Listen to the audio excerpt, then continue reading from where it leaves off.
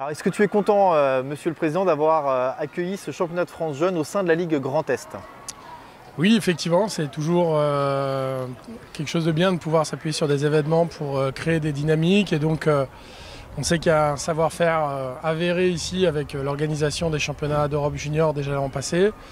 Et voilà, c'est de nouveau une réussite. La salle est belle, il y a du monde. Et c'est l'occasion, du coup, pour les joueurs du Grand Est de jouer quasiment à domicile, même si la région est grande. En tout cas, voilà, c'est l'occasion de pouvoir jouer sur place et d'avoir les supporters avec nous. Pourquoi avoir postulé finalement pour l'organisation de ce championnat de France? Alors pour nous, c'était une motivation très grande que d'organiser ces championnats de France jeunes. Parce que le Red Star Mulhouse, c'est un club qui s'est construit principalement par le haut niveau, par la compétition. On avait organisé par le passé, il y avait un grand tournoi du Red Star qui s'est arrêté il y a quelques années, notamment parce que les interclubs demandent beaucoup d'énergie aux bénévoles. Voilà, et on voulait revenir un peu dans ce champ-là de l'événementiel. Dans l'organisation d'événements, on avait organisé un trophée interrégional l'an dernier. Et donc voilà, on a saisi un petit peu la balle au bon puisqu'il y avait eu un désistement sur ces France Jeunes. Et voilà, on s'est dit que c'était la bonne occasion. On avait une belle structure qui permettait d'organiser ces championnats. Donc on s'est lancé parce que je crois que tout le monde était motivé et parce que ça fait plusieurs années qu'on a mis l'accent sur la politique de formation des jeunes. Moi je trouve que l'évolution est très impressionnante. Je trouve que les jeunes progressent d'une façon générale. Et ces jeunes-là, les vrais jeunes, ceux de maintenant, ceux qui sont l'avenir de notre fédération, l'avenir de notre sport, écoutez, il suffit de regarder derrière et de voir. Moi je suis très impressionné par même, bon là il n'y en a pas, mais des poussins. Je vois le niveau de jeu de certains poussins maintenant, très impressionnant.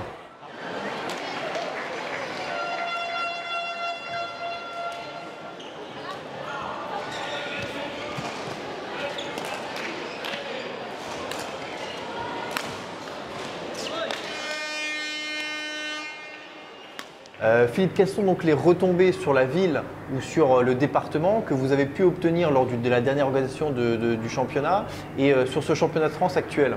Alors les retombées sont principalement sur le département, puisque les différents clubs que je chapeaute par rapport au comité départemental ont depuis l'année dernière beaucoup plus de visibilité auprès de tous les financeurs, que ce soit le département, que ce soit la région ou même les grandes agglomérations.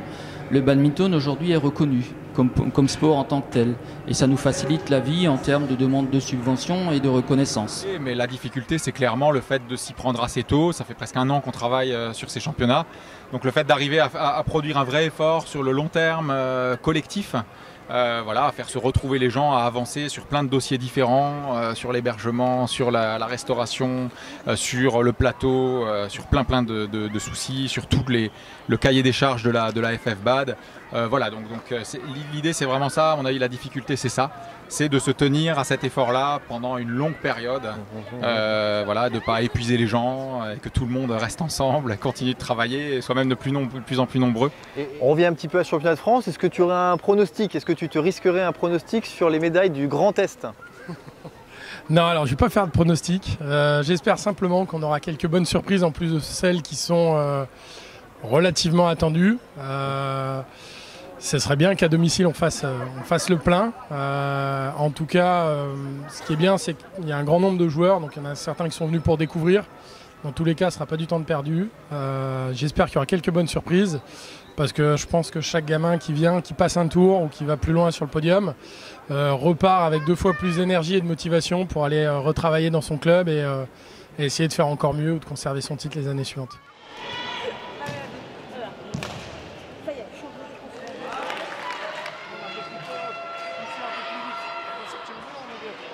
Christian Guillorel. Le juge de service, Laurent Schwitzgebel. Comment faire grandir le badminton en France? Est-ce que ça passe exclusivement par le numérique, par beaucoup d'autres moyens également? Comment est-ce qu'on peut grandir dans le bad en France?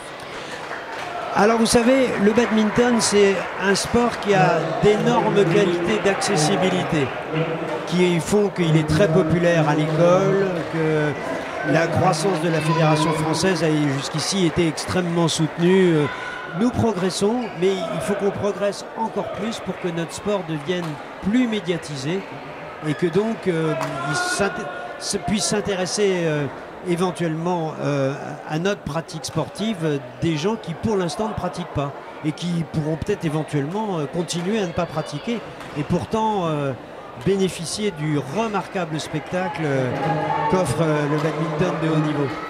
Toujours sur ce championnat de France, comment est-ce que tu vois son organisation dans 10 ans? Alors le championnat de France jeune, c'est des vraies interrogations parce qu'il y a un modèle là où c'est très ouvert, donc c'est vrai que ça permet d'avoir une représentativité de beaucoup de territoires, beaucoup d'acteurs et ça fait une fête du bad assez sympa. Le petit regret, c'est que certains joueurs dans cette configuration-là font des fois des longs déplacements pour jouer qu'un seul match. Il y a peut-être d'autres formules à creuser dans lesquelles on pourrait quand même permettre aux joueurs de rejouer et qui pédagogiquement serait intéressant pour pouvoir débriefer après une défaite et rejouer, que ce soit des formats en poule ou dans des systèmes de classement intégral. Il y a peut-être des choses à creuser. Après, il faut les équipements qui ont la taille. Et par contre, ce qui serait sympa à l'avenir, c'est peut-être d'avoir quelques-uns des top joueurs français seniors qui soient là aussi pour parrainer l'événement et qui seront les modèles des joueurs qui sont là aujourd'hui. La formule a beaucoup évolué avec des avantages et des inconvénients. Donc il faut faire le bilan de tout ça et ça ne se fait pas comme ça en 5 minutes. Et puis il faut que tout le monde participe au bilan. Il faut qu'on ait les retours du territoire, il faut qu'on ait les recours des cadres techniques, il faut qu'on ait les retours des entraîneurs, les retours des élus. Donc c'est avec l'agrégation de tous ces avis, de toutes ces opinions et tout, que petit à petit l'évolution se fait. Donc là, comment vous dire comment sera le championnat de France dans 10 ans, il y a des choses que je peux affirmer catégoriquement. Le niveau sera meilleur qu'il ne l'est. Allez, pour terminer, on va te donner 1 minute chrono. Tu as carte blanche pour nous parler de ce que tu veux. Attention, 3, 2, 1, top. Alors ma carte blanche, c'est... je vais commencer par le fait même que je suis en train de vous parler ici et que je suis président du Red Star Mulhouse Badminton, alors que, encore une fois, c'est pas moi qui ai fait le principal de cet événement, qui ai contribué largement à sa réalisation. Donc ce que j'aimerais souligner, c'est le caractère collectif, les efforts collectifs que nécessite ce type d'organisation et plein d'autres en réalité, que ce soit pour l'entraînement, que ce soit pour les interclubs. On a toujours besoin de beaucoup de monde qui ne passe pas devant la caméra, mais qui est présent chaque jour et qui permet en réalité à ces événements de se réaliser. Donc c'est eux que j'aimerais remercier ici, voilà, et les signaler dans cette interview. Top, 1 minute.